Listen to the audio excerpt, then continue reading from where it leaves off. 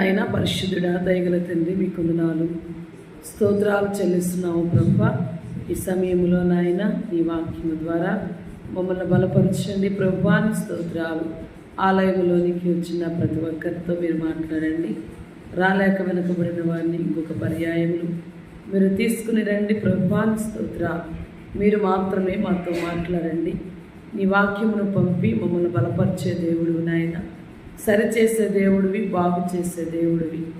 మీరే మా రక్షణ శృంగము, కోట, నమ్మదగిన దేవుడు కనుక ఈ సమయంలో నాయన నీ మాటల ద్వారా నా తండ్రి నీ కృపను మా మధ్యకి పంపించి మమ్మల్ని బలపరచమని యేసు నామమును బట్టి అడిగి వేడుకుంటున్నాము తండ్రి, ఆమేన్. చూద్దాము పరిశుద్ధ లేఖనములో నుండి దేవుని వాక్యాన్ని. దావీదు కీర్తన 116వ అధ్యాయము 11వ వచనాన్ని మనం జ్ఞాపకం చేసుకుందాం. నేను తొందరపడిన వాడనై ఏ మనుషులను నమ్మదగిన వాడు కాడని యెహోవా నాకు చేసిన ఉపకారములన్నిటికీ నేను ఆయనకేమి చెల్లింతును.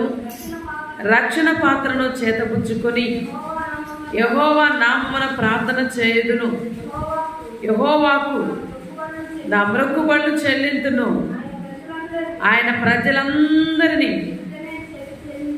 ఆయన ప్రజలందరి ఎదుటనే చెల్లించెదను. చాలు. పరిశుద్ధ లేఖనములో నుండి 116 దావీదు కీర్తన 116 దావీదు కీర్తన 11 నుండి మనము దేవుని వాక్యాన్ని మనము జ్ఞాపకము చేసుకున్నట్టే, ఏ మనుషుడు నమ్మదగిన వాడు కాడనుకుంటుని అని దావీదు తన కీర్తనలో వ్రాస్తూ ఉన్నారు. కనుక నేను ఏ మనుషుడిని నమ్మలేదు, నమ్మను కూడా. నమ్మదగిన వాడు కాదు మనుషుడు. యెహోవా నాకు చేసిన మేళ్లను జ్ఞాపకం చేసుకుంటూ రక్షణ పాత్రను చేతపట్టుకొని ఆయన నామములు నేను ఆయనకు కృతజ్ఞతాస్తుతులు చెల్లిస్తాను, మొక్కుబడులు చెల్లిస్తాను అని దావీదు తన యొక్క కీర్తనలో వ్రాస్తూ ఉన్నాడు. చదివితే ప్రజలందరి ఎదుట నేను ఈ మొక్కుబడులను చెల్లిస్తాను అంటున్నాడు. ప్రజలందరి ఎదుట నేను మొక్కుబడులు చెల్లిస్తాను. చూడండి, యెహోవా భక్తుల మరణము ఆయన దృష్టికి విలువ కలిగింది. భక్తుల మరణము కూడా చూడండి, ఆయన మన పుట్టింది మొదలుకొని మరణించేంతవరకు ఆయన సన్నిధిలో ఎవరైతే భక్తి కలిగి ఉంటారో, ఎవరైతే ఆయన మీద ధ్యానము ధ్యాస కలిగి ఉంటారో ఆయన మరి దృష్టి ఉంచుతాడని దేవుని వాక్యంలో చూస్తున్నాం. మరణము కూడా విలువ కలిగిందంట. భక్తులు మనం అనుకుంటాం, నేను మరణిస్తే చాలామంది ఆలోచించేది ఏంటంటే, దేవుల్లో లేని వాళ్ళు లోకంలో ఉన్నవారు అనుకుంటారు, చనిపోయారు కదా, ఏ గాల్లోనో ధూళిలోనో కలిసిపోయిద్ది ఆత్మ అనుకుంటారు. కానీ దేవుని యందు భయభక్తులు కలిగిన వారు మాత్రము నేను చనిపోయినా బ్రతికినా నేను దేవుని సన్నిధికి వెళ్తాను అని చెప్పి భక్తుల యొక్క ఆలోచన. అయితే చూడండి, అక్కడ అంటున్నాడు, ఒకవేళ ఇలాంటి దేవుణ్ణి ఆరాధించి మహిమపరిచి గణపరిచేవారు, దేవుని సన్నిధిలో భయభక్తులు కలిగిన వారు అంటే ఆయన దృష్టికి వీళ్ళు ఎలా ఉంటారంటే చాలా విలువ కలిగిన వారని దేవుని వాక్యంలో మనం చదువుతూ ఉన్నాం. ఇంకా అంటాడు, యెహోవా నేను నిజముగా నీ సేవకురాలని నీవు నా కట్లు ఇప్పి ఉన్నావు, నేను నీకు కృతజ్ఞత అర్పణలు అర్పించదును అంటున్నాడు. అయ్యా, నేను నిజముగా నీ యొక్క సేవకురాలి కుమార్తెని ప్రభువా, నన్ను జ్ఞాపకము చేసుకో. నా కట్టడలన్నిటిని నువ్వు విప్పావు గనుక, నా పాపము నుండి శాపము నుండి భయంకరమైన కట్ల నుండి నన్ను విడిపించావు గనుక నేను నీకు కృతజ్ఞత అర్పణలు అర్పిస్తాను అని చెప్పి దేవుని వాక్యములో భక్తులు దేవుని ఎదుట ప్రార్థిస్తూ దేవుని బ్రతిమలాడుకుంటూ ఉన్నారు. ఇంకా అంటాడు, యెహోవా నామమున ప్రార్థన చేసేదను, ప్రజలందరి ఎదుటనే నేను ఆయనకు ప్రార్థన చేస్తాను, ఆయన మందిరావరణంలో ఉంటాను అని దావీదు దేవుని సన్నిధిలో పదే దేవుని ఎదుట ఒప్పుకుంటూ ఉన్నాడు. ఆయన నామాన్ని బట్టి ప్రార్థన చేస్తాను అంటున్నాడు. ఇంకా ఆయన మందిర ఆవరణంలోనే నేను ఉంటాను. చూడండి, కింద వచనంలో కూడా మనం చూస్తే, యెరూషలేమా నీ మధ్యను నేను యెహోవాకు నా మొక్కుబడులను చెల్లింతును, యెహోవాను స్తుతించుడి. చాలు. ఏమంటున్నాడు? నేను యెహోవాకి మొక్కుబడులు చెల్లిస్తాను. యెరూషలేమా, దేవుని ఆవరణంలోనికి వెళ్తాను, దేవాలయంలోనికి వెళ్తాను, వెళ్ళి ఆయనకు మొక్కుబడులు చెల్లిస్తాను అంటాడు. ఎందుకంటే ఆయన స్తుతింపగలిగిన దేవుడు, స్తుతి చెల్లించవలసిన వారమై ఉన్నాము. ఆయన పూజార్హుడు, స్తుతి అర్హుడు ఆయన. అందుకే యెహోవాను స్తుతించండి అని దేవుని వాక్యంలో మనం చదువుతా ఉన్నాం. అయితే ఇంకా చూస్తే 117వ అధ్యాయంలో మొదటిగా మనం చదువుతా అంటాడు. చూడండి, కృప మన ఎడల ఎలా ఉందంట? ఎప్పుడైతే ఆయన్ని స్తుతిస్తావో, ఎప్పుడైతే ఆయన్ని గణపరుస్తావో, ఎప్పుడైతే ఆయనకు మొక్కుబడులు చేసుకుంటావో, ఎప్పుడైతే ఆయన ఆలయంలోనికి వెళ్ళి ఆయన జ్ఞాపకము చేసుకుంటావో, చూడండి, ఆయన కృప మన ఎడల ఎలా ఉంటుందంట? హెచ్చుగా ఉంటుంది, ఎక్కువగా ఉంటుంది. అందుకే అంటాడు వాక్యాన్ని మనం చూసినప్పుడు, ఆయన ప్రేమించే వారి పట్ల ఆయన అధికమైన కృప చూపుతారని చూస్తాము. ఇంకా ఆయన ప్రేమిస్తే సామెతలు 8వ అధ్యాయంలో మనం చూస్తాము, ఆయన ప్రేమించిన వారిని ఆయన ఆస్తికి కర్తలుగా చేస్తారంట. చూడండి, ఆయన్ని ప్రేమిస్తే ఆయన్ని ఆరాధిస్తాము, ఆయన్ని ప్రేమిస్తే మొక్కుబడులు చేస్తాము, ఆయన్ని ప్రేమిస్తే ఆవరణలో ప్రవేశిస్తాము, ఆయన్ని ప్రేమిస్తే ఆయన్ని మనం ఎక్కువగా ప్రేమించి మహిమపరిస్తే ఆయన స్తుతించడం మనం నేర్చుకుంటాం. దేవుడు కూడా మనల్ని చూసినప్పుడు అనుకుంటాడు, ఆయన కృప మన ఎడల ఎలా ఉంటుందంటే, ఇంతగా ప్రేమిస్తున్న మన ఎడల హెచ్చుగా ఉంచుతానంటున్నాడు. ఇక చదివితే అక్కడ అంటున్నాడు, ఆయన విశ్వాసతను నిరంతరము నిలుచును, కాబట్టి సమస్త అన్యజనులారా. ఎవరు చేయాలంటే పని? అన్యజనులు కూడా చేయాలంట. ఎందుకు? ఆయన కృప మన మధ్య ఎలా ఉండాలి? నిరంతరము నిలుచును, నిరంతరము ఆయన కృప ఉండిద్ది. కాబట్టి మన ఆలోచనలను బట్టి, మన ప్రవర్తన బట్టి, మనం దేవుని స్తుతించే స్తుతులను బట్టి, మొక్కుబడులను బట్టి, ఆయన మనకిచ్చిన ఆ యొక్క రక్షణ పాత్రను చేతబుచ్చుకొని ఆయన ప్రజలందరూ ఎదుట మనం మొక్కుబడులు చేస్తూ ఉంటే, మన స్తుతులను బట్టి అన్యజనులు కూడా యెహోవాని ఏం చేయాలంట? స్తుతించాలి, స్తుతించాలి. అలాంటి మనస్సు కలిగి ఉన్నవారు ధన్యులు. ఇంకా అంటాడు, సర్వజనులారా ఆయన ఏం చేయాలి? సర్వజనులారా ఆయన కొనియాడాలి. సగం జనం కూడా దేవుణ్ణి ఆరాధించేవారు లేరండి. మందిరంలో 100 మంది ఉన్నారంటే వారిలో ఖచ్చితంగా ఒక 5-6 కూడా నియమంగా ఖచ్చితంగా ఉండేవాళ్ళు కనబడలేరు. ఖచ్చితంగా దేవుని సన్నిధిలో ఉండేవాళ్ళు కనబడతలేదు. అంతరంగాన్ని దేవుడు పరిశీలన చేస్తున్నాడు, అంతరంగాలను ఆయన శోధిస్తూ ఉన్నాడు, మన అంతరంగాలన్నీ ఆయన చూస్తూ ఉన్నాడు. మనం అనుకుంటాం మేము పైకి భక్తి కలిగి ఉన్నాము అనుకుంటాం. భక్తి కలిగి ఉన్నవాడు దేవుని ప్రేమను ఎరుగుతాడు, భక్తి కలిగిన వాడు దేవుని యొక్క కృపను పొందుకుంటాడు, భక్తి కలిగిన వాడు దేవుని సన్నిధి ఏంటో అర్థమైంది. తాత్కాలికమైన భక్తి మనం దేవుని రాజ్యములోనికి చేర్చదు. అది ఈ లోకంలో నువ్వు భక్తి చేసుకుంటున్నావని మురిసిపోవడం తప్పితే దేవుని రాజ్యము చేర్చబడదు. దేవుని రాజ్యం చేర్చబడాలంటే మన మరణము కూడా దేవుని దృష్టికి ఎలా ఉందంట? విలువ కలిగింది. మన మరణము కూడా, భక్తుల మరణము దేవుని దృష్టికి విలువ కలిగింది. అంది దేవుని యొక్క సన్నిధిలో మనం భక్తి కలిగి ఉండే విధానం. అందుకే అంటున్నాడు వాక్యాన్ని మనం చదివితే, సర్వజనులారా ఆయన ఏం చేయాలి? కొనియాడాలి. ఆయన్ను కొనియాడాలి. మనుషుల్ని కొనియాడడం వల్ల ఉపయోగం లేదు. మనుషుల్ని వెంబడించడం వల్ల ఏది సార్థకము కాదు. మనుషుల్ని అనుసరించడం వల్ల మన జీవితంలో ఏది మనం ముందుకు వెళ్ళలేం. అయితే దేవుని వాక్యములో మనం చదువుతూ ఉన్నాం ఇక్కడ, చూడండి అక్కడ అంటాడు, మరి సర్వజనులారా మీరు ఆయన్ని కొనియాడి ఆయన్ని ఏం చేయాలి? మనము స్తుతించాలి. ఇది నేర్చుకోవాలి. దావీదు కీర్తన మీరు ఎప్పుడు గమనించండి, ఎక్కువ దావీదు దేవుణ్ణి స్తుతించడమే నేర్చుకున్నాడు. ఆయన కుటుంబం కంటే, ఆయన పిల్లల కంటే, రాజ్యము కంటే ఆయన దేవుని సన్నిధిలో ఎక్కువ దేవుణ్ణి స్తుతించడం నేర్చుకున్నాడు. మనం ఏం చేస్తాం? మనం ప్రార్థనలో కూర్చుంటే ఎప్పుడు మన గురించే మనం మాట్లాడుకుంటూ ఉంటాం, మన గురించే మనం చెప్పుకుంటూ ఉంటాం. దేవునికి స్తుతించే విధానం తెలీదు, దేవుని ఘనపరిచేది, దేవుని నామాన్ని ఊరేగించేది తెలీదు. ఎప్పుడు ప్రభువా నాకు అది కావాలి, ఇది కావాలి, నేను అలా ఉండాలి, నా కుటుంబం ఇలా ఉండాలి అనుకోవడంలో తప్పు లేదు. కానీ దేవునికి స్తుతించే విధానం లేదక్కడ. ఎప్పుడు నీవు, నీ కడుపు, నీ కుటుంబము, నీ జీవితమే. దేవుడు చేసినవేమీ కూడా నువ్వు తలపోసుకోవడం లేదు. మరియ దేవునిని బట్టి ఏం చేసిందంటామా? ఎప్పుడు జ్ఞాపకం చేసుకుంది.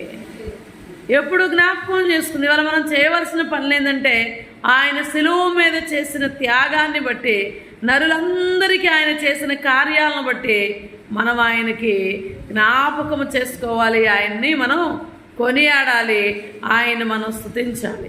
ఎందుకు స్తుతిస్తున్నావో, ఎందుకు మందిరానికి వెళ్తున్నామో, ఎందుకు రక్షణలోకి వచ్చామో తెలియదు, రక్షణ విలువ తెలియదు. చూడండి, ఎప్పుడైనా బైబిల్ చదివేవాడు ఏం నేర్చుకుంటాడంటే 2 ఖచ్చితంగా నేర్చుకుంటాడు. బైబిల్ అనుసరించేవాడు, బైబిల్ చదివేవాడు 2 నేర్చుకుంటాడు. ఒకటి దాతృత్వం నేర్చుకుంటాడు, ఎవరికైనా, పేదవారికైనా, ఎవరైనా లేదు అని ఇబ్బందుల్లో ఉన్న వాళ్ళని ఆదుకుంటాడు. రెండవది ప్రేమించే విధానం, ఎవరినైనా శత్రువును కూడా ప్రేమించే విధానం నేర్చుకుంటాడు. బైబిల్ అంతా నువ్వు తిరగేసిన ఈ 2 మాటలు నీలో లేకపోతే వ్యర్థమే. చాలామంది బైబిల్ చదువుతాము, బైబిల్ చదువుకుంటాము, బైబిల్లో ధ్యానం చేయము. బైబిల్ చదివేవాడు కరెక్ట్గా బైబిల్ మాటను హృదయంలో తీసుకున్నాడంటే వాడి జీవితంలో శత్రువుని ప్రేమిస్తాడు, ప్రేమ లోకానికి పంచుతాడు, దేవుని ప్రేమ లోకానికి తెలియపరుస్తాడు. వాక్యం ఏం చెప్తుంది? క్రీస్తు యేసుకున్న ఈ మంచి మనస్సు మీరు కలిగి ఉండడే. మనం ఏదో కష్టాల్లో ఉన్నప్పుడు పోయి ఏంటమ్మా, ఏంటి నీ బాధ చెప్పమ్మా అంటే చాలా ఫీల్ అయిపోతూ ఉంటాము. నా సంగతి చెప్తే మరి పలసనైపోతాను. ఆత్మీయులకు చెప్పుకోం. మనం ఆత్మీయులకు చెప్పుకుంటే నా గురించి ప్రార్థన చేస్తారేమో అనుకోం. మనం ఎలా ఉంటారంటే మన మనసు ఈగో ఎక్కువ. మనకి దేవునికి చెప్పుకోం, దేవుని పిల్లలకి చెప్పుకోం. నా కుటుంబ రహస్యాలు, నా జీవిత రహస్యాలు మనలోనే పెట్టుకుని కృంగిపోతూ ఉంటాం. కానీ వాక్యం ఏమి సెలవిస్తుంది? ఇక్కడ దేవుణ్ణి ప్రేమించేవాళ్ళు, వాక్యాన్ని ప్రేమించేవాళ్ళు దేవునితో మాట్లాడతారు, ప్రేమించడం నేర్చుకుంటారు. అందరినీ, శత్రువుని, స్నేహితుల్ని అందరినీ ప్రేమించడం నేర్చుకుంటారు. వాక్యాన్ని మనం అక్కడ చదవండి. అక్కడ అంటాడు ఇంకా 118వ అధ్యాయంలో మనము జ్ఞాపకం చేసుకుంటే, యెహోవా ఎలాంటి వాడంట? దయాళుడు, ఆయన కృప నిరంతరము నిలిచింది గనుక నీవు ఆయనకి ఏం చేయాలి అంటే కృతజ్ఞతాస్తుతులు చెల్లించండి. ఇశ్రాయేల్లారా అందరూ వినండి, ఆయన కృప నిరంతరము నిలిచిద్ది, మీరు ఆయన్ని స్తుతించండి అని భక్తులు తన యొక్క కీర్తనలో వ్రాస్తా ఉన్నారు. ఇంకా ఏమంటున్నాడు? అహరోను వంశస్థులారా ఆయన కృప నిరంతరము నిలిచిద్ది, కాబట్టి ఆయన మీరు స్తుతించండి. యెహోవా భక్తులారా ఆయన కృప నిరంతరము నిలిచిద్ది, ఆయన మీరు స్తుతించండి. ఉన్నాయా లేవో మా మాటలన్నీ? ఇశ్రాయేలీలు, అహరోను వంశస్థులు, మరి యెహోవా యందు ఎందరైతే భయభక్తులు కలిగి ఉన్నారో అందరేం చేయాలంట? ఆయన్ని స్తుతించాలి. ఎందుకంటే ఆయన దయాళుడు, ఆయన కృప మన మధ్య నిరంతరము నిలుచును అని భక్తులు తన కీర్తనలో చక్కగా వ్రాయటం మనం చదువుతూ ఉన్నాము. అనుభవించే విధానం కూడా మనకు తెలియాలి. ఇంకా కింద వచనాల్లో మనం చదివితే 5వ వచనంలో అంటాడు అక్కడ, ఇరుకు నందుండి నేను యెహోవాకి మొర్ర పెడితేని విశాల స్థలమందు యెహోవా నాకు ఉత్తరం ఇచ్చెను. హల్లెలూయా. ఇరుకులో నేను మొర్రపెట్టాను. ఇరుకంటే ఏందండి? ఇబ్బంది, శ్రమ, బాధ, ఇరుకు. ఈ ఇరుకులో నేను మొర్రపెడితే యెహోవా నా యొక్క ఇరుకులో నేను మొర్రపెట్టిన విధానాన్ని గమనించి ఆయన నాకు విశాలమైన సమాధానాన్ని నాకు ఇచ్చారు, నాకు ఉత్తరం ఇచ్చారు, నెమ్మది కలిగిన ఉత్తరం ఇచ్చారు. కాబట్టి ఆలోచించండి, ఆయన దయాళుడు అందరికీ చెప్తూ ఉన్నాడు.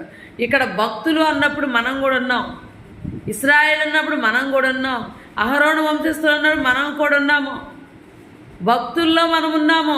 అయితే మనం ఏం చేయాలంటే ఆయన్ని ఎలా ఆరాధించాలో, ఎలాగ స్తుతించాలో, ఎలాగ ఆయన్ని మహిమపరచాలో, ఎలాగ ఆయన్ని ఘనపరచాలో, ఇరుకులో ఉండి, ఇబ్బందుల్లో ఉండి, సమస్యల్లో ఉండి, మానసికమైన వేదనలో ఉండి, మానసికంగా కృంగిపోయే సమయాల్లో కూడా నువ్వు బాధపడవలసిన అవసరం లేదు. దేవునికి మొర్రపెట్టు, దేవుడు నీకు జవాబిస్తాడు. అందుకే దావీదేమంటున్నాడు, వాక్యాన్ని మనం చదువుతున్నాం కదా, నేను మనుషుల్ని నమ్ముకోను, ఏ మనుషుడు నమ్మదగిన వాడు కాదు. ఏ మనుషుడి దగ్గరికి వెళ్ళి చెప్పుకున్నా ఏ మనుషుడు నమ్మదగిన వాడు కాదు. కనుక యెహోవాయే మనము నమ్మదగినవాడు. ఆయన ఎంతైనా నమ్మదగిన దేవుడు. కాబట్టి ఆయనకు మొర్రపెట్టు. నీ శ్రమ వచ్చిందా? ఇరుకులో పడుతున్నావా? నీకు ఇబ్బందులనే కొలిమొచ్చిందా? నువ్వు అనేకమైన వాటిల్లో కృంగిపోయి ఉన్నావా? అయితే నువ్వు ఆయన దగ్గరికి వెళ్ళి మొర్రపెట్టు. ఆయన దగ్గరికి వెళ్ళి నువ్వు మొర్రపెడితే ఆయన నిన్ను విశాల స్థలమందు తీసుకెళ్ళి నీకు ఆయన కావలసినంత నెమ్మది అనుగ్రహిస్తాడు. ఇంకా అంటాడు అక్కడ 6 చదివితే, యెహోవా నా పక్షమునున్నాడు. చూడండి, యెహోవా నా పక్షమునున్నాడు, నేను భయపడను. చూడండి, యెహోవా నా పక్షమునున్నాడు, నేనేమి భయపడను, నరులు నాకేమీ చేయుదురు. నిర్గమాకాండంలో మనం చదివితే మన పక్షమున ఆయన ఉన్నాడు, భయపడవలసిన అవసరము లేదు. యెహోషువ గ్రంథం 1వ అధ్యాయంలో చదివితే యెహోషువ భయపడుతున్నాడు. అయ్యో నాయకుడు లేడు, ఈ జనాంగాన్ని నేను ఎలా రక్షించాలి, వీరిని ఎలాగ నేను దేవుడు తీసుకెళ్ళమన్న స్థలానికి తీసుకెళ్ళాలి అని యెహోషువ భయపడుతున్నప్పుడు దేవుడు ఏమన్నాడంటే, నువ్వు భయపడొద్దు, జడియొద్దు, నేను నీకు తోడే. ఎలాగంట? మోషేకు నేను ఎలాగ తోడై ఉన్నానో నీకు నువ్వు కూడా నేను తోడయ్యుందును. హల్లెలూయా. మోషేని ఎలా బలపరిచానో, మోషేని ఎలా నడిపించానో, మోషేకి ఎలా గైడ్ చేశానో, మోషేని ముందుండి నేను ఎలా బలపరిచానో అదే రీతిగా నేను తోడయ్యుందును అని యెహోషువని బలపరిచాడు దేవుడు. ఈరోజు దేవుని సన్నిధిలో ఉన్న మనము దేవుని ఎదుట నువ్వు కూర్చొని దేవుని అడిగితే దేవుడు మన పక్షమునున్నాడు. దేవుడు గొప్ప కార్యములు చేయవాడు, మన పక్షమున అద్భుతాలు చేయవాడు. కానీ ప్రార్థన చేయటం తెలియాలి, ఆయన్ని స్తుతించే విధానం తెలియాలి, ఆయన ఎలా మహిమపరచాలో తెలియాలి. తెలియకుండానే మనం చాలాసార్లు దేవుడు నాకు ఆ మేలు చేయలేదు, ఈ మేలు చేయలేదు, అది చేయలేదు, ఇది చేయలేదు అని చెప్పి చాలాసార్లు మరి బాధపడిపోతూ ఉంటాం. నేను ప్రార్థన చేస్తున్నానండి, దేవుడు మేలు చేయలేదు. నేను ఎప్పుడు ప్రార్థనకి వెళ్తానండి, దేవుడు మేలు చేయలేదు. నేను అన్ని విషయాల్లో దేవుని విషయంలో నేను ముందుంటానండి, పరిచర్య నేను వెళ్ళి ఎంత బాగా చేస్తానండి, దేవుడు మేలు చేయలేదు. నీ కంటి చూపును, నీ నోటి మాటను, నీ యొక్క నడవడిని దేవుడు గమనిస్తున్నాడు. పనివాడు జీతానికి పాత్రుడు. నువ్వెలా నడుస్తున్నావో, నీ నడక ఎలా ఉందో, నీ నోటి మాట తీరు ఎలా ఉందో, నీ యొక్క మరి మనసు ఎలా ఉందో దేవుడు అన్నీ గమనిస్తున్నాడు. నువ్వు సాత్వికము కలిగి దీన మనస్సును ధరించుకోవాలి. అంతేగాని నీ నోటుకొచ్చిన పాటు పడితే దేవుడు నిన్ను అన్ని విషయాల్లో కాపాడతాడని చెప్పి చాలామంది చాలా రకాలుగా అనుకుంటారు.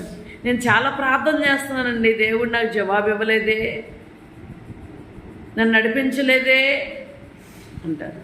ప్రార్థన చేస్తున్నావు, మందిరానికి వెళ్తున్నావు, కానీ నోటికి వచ్చిన తిట్లు తిడుతున్నావు. దేవుడు నీకు సమాధానం ఎలా ఇస్తాడు? నీ ఇబ్బందులు ఎలా ఆదుకుంటాడు? నా నిమిత్తము నిందల హింసలు పడినవాడు ధన్యులు. ఏది కొంచెం బాధ రాగానే కృంగిపోతున్నాం, కొంచెం శ్రమ రాగానే అయ్యో నేను ఎంత మోసేస్తున్నాను, నేను ఎంత భారం మోసేస్తున్నాను, నాకు ఇన్ని బాధలు వచ్చినాయి, ఇంక నేనేం పడిపోయానని ప్రార్థనలకు కూడా రావడానికి ఇష్టపడం. కారణం ఏంది? నువ్వు రావాల్సిందే. నీకు శ్రమలో నుంచి బయటికి రావాలి అంటే ఎన్ని ఇబ్బందులు కలిగినా నీవు వెళ్ళిపోవాలి, ముందుకు సాగాలి. కుంటు పడుతున్నావు అంటే నీ భక్తి ఎంతో నువ్వే చూసుకోవాలి. కుంటు పడింది అంటే నీకు వచ్చేటప్పుడే చూడండి, ఎప్పుడైనా గమనించండి, సాతాను ఎప్పుడు మనం కాసుకున్నది ఎప్పుడు దొరుకుతామా అని, ఎప్పుడు మనల్ని చెడగొట్టాలి, ఎప్పుడు మనల్ని పడగొట్టాలి, మనల్ని ఎప్పుడు ఓడించాలి, మన భక్తిని ఎప్పుడు నాశనం చేయాలని ఎప్పుడు మన దగ్గర అది కాసుకొని ఉంటుంది. మన ఇంట్లో ఎవరైతే కొంచెం భక్తిహీనులుగా ఉన్నారో వాళ్ళ మీద అది ప్రయత్నం చేసి తన ప్రయత్నాలు అన్నీ నెరవేర్చుకోవడానికి వాళ్ళని ప్రోత్సహిస్తూ ఉంటుంది. అలాగనేసి దేవునికి మహిమపరచరు, ఇలాగ తిట్టేసేయి, ఇలా కొట్టేసేయి, ఇలాగనేసేయి, ఇక అనేసరికి మనం కూడా అవి ఆధారం చేసుకొని ఇక దేవుని మర్చిపోతాం. నేను ఎంత చేస్తున్నానే, దేవుడు అడ్డుపడలేదు నాకు, నేను ఎంత చేస్తున్నానే అని నోటికి వచ్చినట్టు మాట్లాడుకోవడం, మనం లోకస్తుల్లాగా ఉంటాం. ఇక అది అపవాదం. చూడు, నీ కుమార్తె విశ్వాసి అని నువ్వు చాలా, నా బిడ్డ కుమార్తె, నా కుమార్తె విశ్వాసి, గొప్పది, గొప్పోడు అనుకుంటున్నావు కదా, చూడు ఎలాంటి మాటలు మాట్లాడుతున్నారు. ఏది భక్తి ఎక్కడ కనపడుతుంది అని చెప్పి అపవాది దేవునితో మాట్లాడిద్దంట. అవునా కదా? ఏబు గ్రంథంలో మనం చూస్తాం. ఏబింటికి పొమ్మంటే పోయింది, పోతే ఏబింట్లో ఏం కనపడింది? దానికి కంచె కనపడింది. ఎల్లు అంటే అతను ఎంత గొప్పోడో కంచె తీసి తెలిసిద్ది అనింది. అతను భక్తి ఎంతో చూద్దాము, అతని నీతి ఎంతో చూద్దాము, అతనిలో ఎంత బాగా నిన్ను ఆరాధిస్తాడో చూద్దాం. భార్య తిట్టింది, స్నేహితులు తిట్టేశారు, అందరూ బంధువులు తిట్టేశారు. అయినా ఇప్పుడు ఏం చేయాలి? ఏమండి, ఏబుని అందరు తిట్టేశారు. ఇప్పుడు ఏం చేయాలి? ఇంక దేవుణ్ణి ఆరాధించకుండా ఉండాలి. మనమైతే అదే చేస్తాం. ఏందమ్మా రాలేదు అంటే ఇంట్లో శోధనలమ్మ, బాధలమ్మ, ఇబ్బందులమ్మ. ఇంకేం చేయాలి? భార్య తిట్టేస్తుంది. ఒకసారి దూషించి సావరాదా? స్నేహితులు వచ్చారు, నువ్వు చేసిన భక్తి అంతా ఏమైందని అడిగారు. అందరూ ఎట్టాటోళ్ళు అందరూ వచ్చి ఏబుని అంటున్నారు. అయినా భక్తిని కాపాడుకున్నాడు ఏబు. ఎక్కడ దేవుణ్ణి వదిలిపెట్టలేదు, ఎక్కడ దేవుణ్ణి వదిలిపెట్టలేదు. భార్య తిడుతున్నా అనేక రకాల మాటలు అంటున్నాయి. ఇవాళ మనం కొంచెం మాటలు రాగానే ఇక భక్తి లేదు మన జీవితంలో, భయపడతా ఉంటాం. శత్రువుకు భయపడితే దానికి ఇంకా ఎగతాలి కదా. శత్రువుకి అవకాశం ఇస్తే మనల్ని ఇంకా అది వాడుకునేది కదా. దానికి అవకాశం ఇవ్వకూడదు. మనం అవకాశం ఇస్తే మనల్ని ఇంకా భయపెట్టేది. ఎప్పుడు మనల్ని ఇబ్బంది కలిగిందో అప్పుడే ఆయన్ని ఎక్కువ మనము ఆరాధించాలి, ఎక్కువ స్తుతించాలి. ఎప్పుడు శ్రమ కలిగిందో అప్పుడే దేవుణ్ణి మహిమపరచాలి. ఎప్పుడు దుఃఖం కలుగుతుందో అప్పుడే దేవుణ్ణి ఎక్కువ మహిమపరచాలి. శ్రమ వచ్చినప్పుడు, దుఃఖం వచ్చినప్పుడు. ఎందుకంటే అక్కడ మనం చూడండి 6లో, యెహోవా నా పక్షమునున్నాడు, నేనెవ్వడికి భయపడను. యెహోవా నీ పక్షమునున్నాడు. ఇదే నువ్వు ప్రార్థన చెయ్యి. నీ భర్త వల్ల, భార్య వల్ల, కుటుంబం వల్ల ఏదైనా ఇబ్బందులు కలుగుతున్నాయా? అయితే నువ్వు చేయవలసిన ప్రార్థన ఏంటో తెలుసా? యెహోవా నా పక్షమునున్నాడు, ఎవరు విరోధి? ఎవరు నాకు విరోధి లేడు, ఆయన ఉన్నాడు నాకు తోడు అని నువ్వు ఇలాగ సాగిపోతే నీ ఆత్మీయ జీవితంలో ఎన్నో, ఇంకా అంటాడు చూడు, 7 చదువు ఒకసారి. యెహోవా నా పక్షమును వహించి నాకు సహకారై ఉన్నాడు, నా శత్రువుల విషయమైన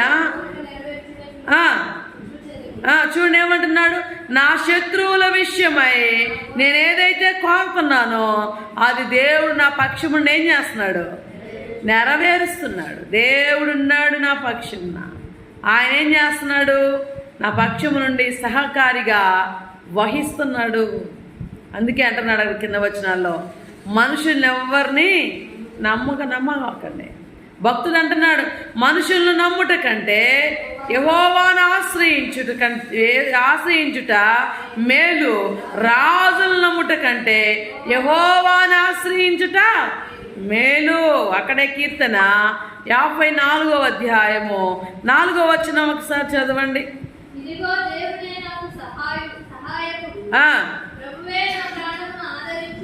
ప్రభువే నా ప్రాణమును ఆదరించువాడు, నా శత్రువులు చేయి కీడు. చూడండి, నా శత్రువులు నాకు ఏదైనా కీడు చేస్తున్నారు అనుకో, అది మళ్ళీ ఎవరి దగ్గర పోయిద్ది, వారి మీదకే పోయిద్ది. ఎందుకంటే యెహోవా నా పక్షమున ఉన్నాడు. మనుషులు నమ్మలేదు, నేను రాజును నమ్మలేదు, యెహోవాని మాత్రమే నేను ఆశ్రయించాను. శ్రమ వచ్చిందా, బాధలు కలుగుతున్నాయా, ఇరుకులు ఇబ్బందులు కలుగుతున్నాయా, అయితే మనుషులకి వెళ్ళి చెప్పుకోలేదు. ఎవరో చెప్పాను, నేను దేవునికి చెప్పాను. ఆయనే నా పక్షము నుండి వహించి శత్రువు నేను ఏం చేయాలనుకుంటున్నానో ఆయన నా కోరిక తీర్చేవాడిగా ఉన్నాడు అని చెప్తా ఉన్నాడు. ఇంకా 11లో కూడా మనం చదివితే 10-11, అన్యజనులందరూ నన్ను చుట్టుకొని ఉన్నారు, యెహోవా నామమును బట్టి. చూడండి ఏం చేస్తాను, మాటలు చేతి పనులు కాదు. ఒరే నాకు ఆయుధం లేదు నిన్ను కొట్టాలంటే, ఆయుధం లేదు అని చెప్పి చాలామంది అంటారు. ఆయుధం అవసరం లేదు, యెహోవా నామమును బట్టి ఏం చేయాలంట, నేను ఒకళ్ళని కొట్టాలంటే కర్రో కత్తో సుత్తో కావాలి. కానీ భక్తుడు ఏమంటున్నాడంటే, నేను ఆయన్ని ఆశ్రయించాను, నరులందరూ నన్ను చుట్టుకొని ఉండారు, అయితే వాళ్ళందరూ జయించాలంటే నాకు ఏ కత్తి ఏ యొక్క కర్ర అవసరము లేదు. ఎందుకంటే ఆయన నామాన్ని బట్టే నేను వారిని నిర్మూలన చేస్తాను. యెహోవా నామములో ఏముందండి, స్వస్థత ఉంది. ఆయన నామములో ఏముంది, అద్భుతాలు ఉన్నాయి. ఆయన నామములో ఆశ్చర్యమైన కార్యములు ఉన్నాయి. అద్భుతాలు చేయవాడు, ఆశ్చర్యమైన కార్యములు చేయవాడు మన పక్షమునుండగా ఆయన నామాన్ని నువ్వు స్మరణ చేస్తే చాలు. ఆయన నామాన్ని స్మరణ చేయాలి. యేసయ్య నామములో స్మరణ చేస్తే అప్పుడు శత్రువునైనా సరే నువ్వేం చేయగలుగుతావు, జయించుకోగలుగుతావు, శత్రువును ఓడించగలుగుతావు. అది నీ కుటుంబంలో వాళ్ళు కావచ్చు, వీధిలో వాళ్ళు కావచ్చు, ఎవడైనా నీ మీదకి లేచిన వాడు కావచ్చు, నీ చుట్టూ అనేక మంది జనం వచ్చి నిన్ను అనేక రకాలుగా నిందించవచ్చు. అయినా యెహోవా నామములో నువ్వు ప్రార్థన చేస్తే నువ్వు జయించుకుంటావు అనే దేవుని వాక్యంలో మనం చూస్తా ఉన్నాం. ఎలా జయించుకుంటామంట చూడండి, అక్కడ 4 దిశలను వారు నన్ను చుట్టుకొని ఉన్నారు, యెహోవా నామమును బట్టే నేను వారిని ఎటు నుంచి వచ్చారంటే వాళ్ళు ఒక దిక్కు కాదు, ఒక దిక్కు నుంచి కాదు, 4 దిక్కుల నుండి. ఎన్ని దిక్కులు చెప్తాం మనం, 4 దిక్కులు. 4 దిక్కుల నుంచి వచ్చారు నన్ను ద్వేషించడానికి, 4 దిక్కుల నుంచి వచ్చారు నా మీద విరోధానికి, 4 దిక్కుల నుంచి వచ్చారు నన్ను ఏదో రకంగా ఇబ్బంది పెడతానికి. అయితే వాళ్ళు నేనేం మాట్లాడలేదు, వాళ్ళతో నేనేం మాట్లాడలేదు. మరి ఏం చేశాడు, ఏం మాట్లాడలేదు, ఏం చేశారని మరి, యెహోవా నామమును బట్టే నేను వారిని. మనం ఏం చేస్తాం, తిట్టినోళ్ళు మళ్ళీ తిడతా ఉంటాం. తిట్టారంటే ఏం చేస్తాము, మళ్ళీ వాళ్ళని తిట్టాలి, అప్పుడు మనకు మనశ్శాంతిగా ఉండిద్ది. కొట్టారంటే మళ్ళీ మనం పోయి కొట్టాలి. ఇదండి మన దేవుడు మనకు నేర్పించింది, ఇది కాదు. ఎవరన్నా ఏదైనా అన్నారు అంటే ఇంటికి పోయి వాళ్ళ మీద గొడవ పెట్టుకొని వస్తాం. ఇంట్లో భర్త అన్నాడంటే మళ్ళీ తిరిగి 4 అంటాం ఒకటంటే. ఇది క్రీస్తుని నమ్మిన వాళ్ళ విధానం కాదు. క్రీస్తు నమ్మిన విధానం ఏందో తెలుసా, దేవుని నమ్మిన వాళ్ళ విధానము, ఎవరైనా నలుదిక్కుల నుండి కాదు, నీ ఇంట్లోనే లేచారనుకోండి, వాళ్ళని నువ్వు ఎలా జయించుకుంటావు? నీ నోటి మాటలు కాదు. చాలామంది ఇంట్లో వాళ్ళు కొడుతుంటే నోటి మాటలు అంటూ ఉంటారు. దానివల్ల నీ సాక్ష్యం పోయింది అక్కడ. యెహోవా నామమును బట్టి వాళ్ళని ఏం చేయాలి? నువ్వు జయించాలి. యెహోవా నామ, ప్రభువా నా భర్తను మార్చు, ప్రభువా నా బిడ్డలను మార్చు, నా ప్రభువా నా కుటుంబాన్ని మార్చు, నాయన బంధువులు మార్చండి, నా శత్రువులు మార్చండి, నువ్వు చేయగలవు అని ఎప్పుడైతే విశ్వాసంతో దేవుని సన్నిధిలో ఉంటావో ఖచ్చితంగా దేవుడు కార్యాలు చేస్తాడు. 12 సంవత్సరముల నుంచి రక్తస్రావం కలిగినామా? దేవుడేమన్నా వచ్చి చేయబెట్టారా? ఏం చేశారు? కరెంటు బోర్డులోకి వెళ్ళి బోర్డులో చేయి పెడితే ఏమైద్ది? వెంటనే షాక్ వచ్చేసింది. తెలియకుండానే అక్కడికక్కడ కరెంటు కనపడదు మనకి, మనల్ని పట్టేసుకునేది. దేవుని యొక్క శక్తి కూడా ఆమెలోకి ఎలా అయిందంట? ప్రభావం వెళ్ళిపోయింది. ఈ కరెంటు శక్తి ఎలా కనబడకుండా వెళ్ళిపోతుందో దేవుని శక్తి కూడా ఆమెను ఎలాగ తాకింది. ఇవాళ భక్తి చేసే ప్రతి ఒక్కరిని కూడా నీవు వినయంగా దేవుని సన్నిధిలో భక్తి చేస్తుంటే నీ మాటల్లో కనపడాలి, నీ ప్రవర్తనలో కనపడాలి, నీ అలవాటుల్లో కనపడాలి. అలా కనబడినప్పుడే దేవునికి మహిమ వచ్చింది. అంతేగాని నేను భక్తి చేస్తున్నాను అని చెప్పి నీవు పైకి భక్తిలా కనపడి దేవుని దుఃఖపెట్టే పనులు చేస్తే దేవుడు శత్రువు ఎక్కడా కూడా నిన్ను వదిలిపెట్టదు. దినదినము భయంకరమైన యుద్ధాలే. దాన్ని జయించుకోవాలంటే యెహోవా నామమును బట్టి నువ్వు శత్రువు నిర్మూలము చేయాలి. తల్ల వంచుదామా, ప్రార్థన చేద్దాము. దేవుడి మాటలు మన వినికిల్లో దీవించునుగాక. ప్రార్థన చేసుకుందాం, తల్ల వంచుదాం. స్తోత్రము నాయన, పరిశుద్ధుడా, దయగల తండ్రి, కృపగల దేవ, ప్రేమ కలిగిన మా యేసయ్య, మీ కొందనాలు, స్తోత్రాలు. మా కొరకు నా తండ్రి నాయన నీవు ప్రాణత్యాగం చేసి మమ్మల్ని పాపము నుండి, శాపము నుండి, కట్ల నుండి విడిపించి రక్షణ పాత్రను మా చేతికిచ్చి నాయన నీ నామమును బట్టి నిన్ను స్తుతించే కృపను అనుగ్రహించినందుకు నీ స్తోత్రాలు చెల్లిస్తున్నాం. నా దేవానికి వేలాది వందనములు. నీ వాక్యము చేత నాయన శత్రువుని జయించుకునే శక్తినివ్వండి ప్రభా. శత్రువుని ఎలా జయించాలో మీరు మాకు నేర్పించారు. నా దేవా, ఇదిగో నాయన, మనుషుల్ని, రాజులు నమ్ముట కంటే యెహోవాని ఆశ్రయిస్తే మేలని చెప్తుంది నీ యొక్క లేఖనాలు ప్రభా. నీ లేఖనములో ఉన్న ప్రతి సత్యాన్ని మేము గ్రహించగలిగిన మనస్సునివ్వండి. దేవాని స్తోత్రములు చెల్లిస్తున్నాము ప్రభా. నిన్న నేడు నీవు మార్పు లేని దేవుడివి.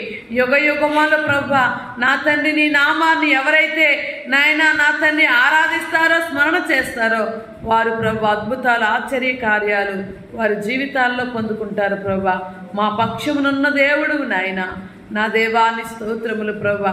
అల్పకాల భోగాలకు మనస్సు పెట్టక నాయన నీ మీద మనస్సు కలిగండి నా తండ్రి. నీ మీదే ఆశ్రయాన్ని కోరుకొని ప్రభా నా దేవ నీ వైపు నడచగలిగిన మంచి మనస్సాక్షిని దయచేయండి ప్రభా. నీ స్తోత్రాలు నా దేవాని కొందనములు ప్రభా.